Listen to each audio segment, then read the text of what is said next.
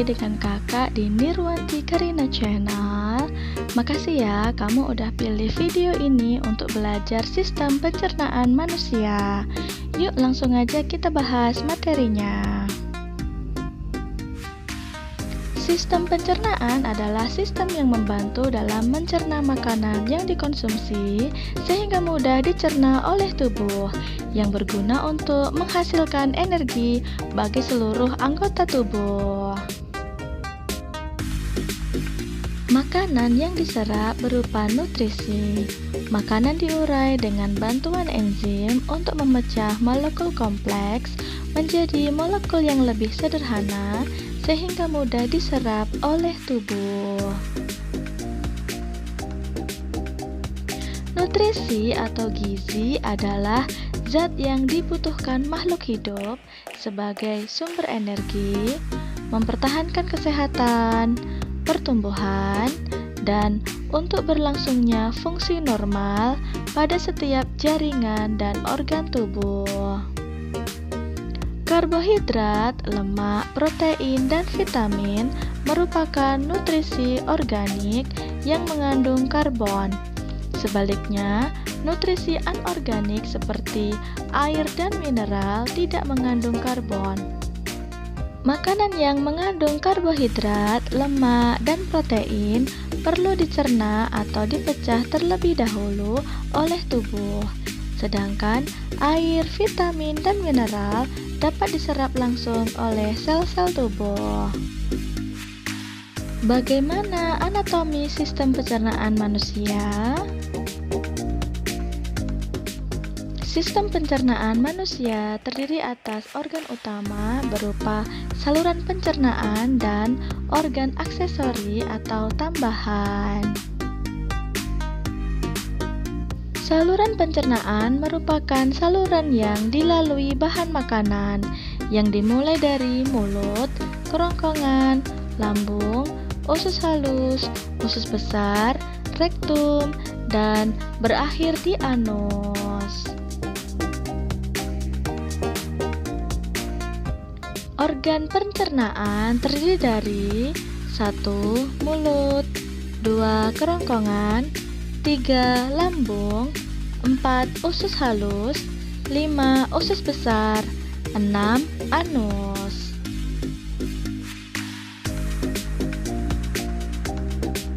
Bisa dikatakan bahwa mulut adalah pintu gerbang dari sistem pencernaan makanan karena menjadi pintu utama ketika makanan masuk.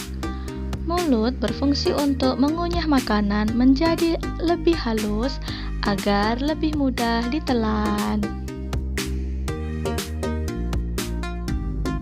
Makanan melalui mulut akan mengalami proses pencernaan secara kimia dan mekanik. Organ yang membantu proses pencernaan dalam mulut seperti lidah, gigi, dan kelenjar air liur. Secara mekanik, gigi akan memotong makanan menjadi bagian yang lebih kecil, yang kemudian akan dibasahi oleh air liur sehingga memudahkan lidah dan otot-otot lainnya mendorong makanan ke dalam tenggorokan dan melewatkannya ke dalam kerongkongan. Setelah makanan melalui mulut dan ditelan, makanan akan melalui tenggorokan dan kerongkongan. Kerongkongan berperan dalam mengantarkan makanan yang sudah ditelan untuk melalui proses selanjutnya dalam lambung. Gerakan kerongkongan yang berkontraksi untuk mendorong makanan ke lambung disebut dengan gerak peristaltik. Pada ujung kerongkongan terdapat cincin otot atau sphincter yang mengatur jalannya makanan masuk ke dalam lambung dan menutup secara teratur untuk mencegah makanan kembali ke kerongkongan. Lambung atau ventriculus mempunyai bentuk seperti kantong yang menggelembung dan berada pada bagian kiri perut. Di dalam lambung terdapat asam lambung atau HCl untuk mencerna makanan. Lambung mempunyai 3 fungsi utama. 1. Tempat menyimpan makanan sementara sebelum disalurkan ke organ selanjutnya. 2. Memecah dan mengaduk makanan dengan mekanisme gerak peristaltik. 3. Mencerna dan menghancurkan makanan dengan bantuan enzim dalam lambung. Tahukah kamu, hanya beberapa zat seperti vitamin, air, dan alkohol yang langsung diserap oleh lambung. Zat-zat makanan lainnya harus melalui mekanisme pencernaan dalam lambung. Usus halus berbentuk tabung tipis yang panjangnya 10 meter seperti selang yang digulung, di mana permukaan bagian dalamnya penuh dengan tonjolan dan lipatan.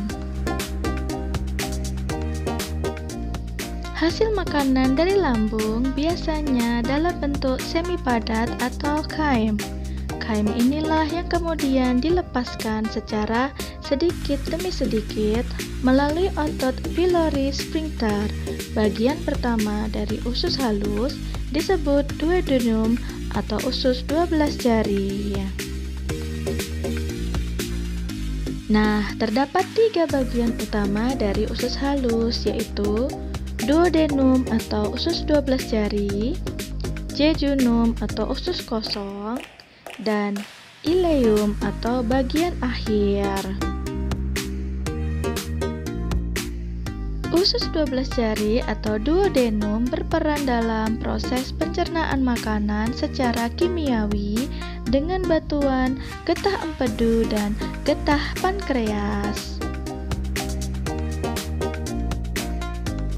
Selanjutnya, makanan akan melalui usus jejunum untuk membantu proses pencernaan makanan secara kimiawi melalui enzim-enzim yang dihasilkan dinding usus seperti disakaridase seperti maltase, laktase, dan sukrose. Juga aminopeptidase, dipeptidase, serta enterokinase. Bagian akhir usus halus adalah ileum, yang mana bertugas dalam menyelesaikan proses penyerapan nutrisi dan menyerap asam empedu untuk dapat didaur ulang lagi.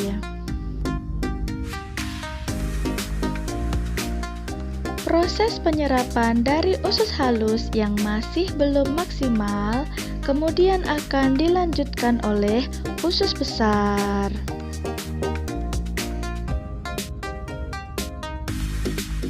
Usus besar berbentuk seperti huruf U terbalik yang panjangnya sekitar 5-6 meter. Terdapat 3 bagian utama usus besar, yaitu cecum, kolon, dan rektum.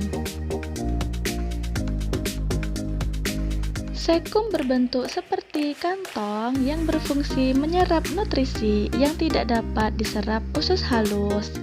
Kolon adalah bagian terpanjang dari usus besar yang berfungsi sebagai tempat cairan dan garam diserap. Rektum adalah bagian akhir dari usus besar. Rektum terhubung langsung ke anus, sehingga bagian ini berfungsi untuk penyimpanan feses sebelum dikeluarkan oleh anus. Fungsi utama usus besar adalah membuang air dan garam yang tidak dapat dicerna dan membentuk limbah padatan yang dapat dikeluarkan. Anus berfungsi untuk proses defikasi feses dan mengatur keluarnya feses. Defekasi adalah proses membuang kotoran sisa pencernaan dalam bentuk feses. Hasil akhir dari sistem pencernaan makanan berupa feses atau kotoran. Nah, demikian tadi materi sistem pencernaan pada manusia. Jangan lupa untuk klik subscribe agar kamu mendapatkan update video pembelajaran IPA terbaru dari kakak. Jangan lupa juga klik like dan share agar teman-teman kamu juga mengetahui tentang materi ini. Terima kasih.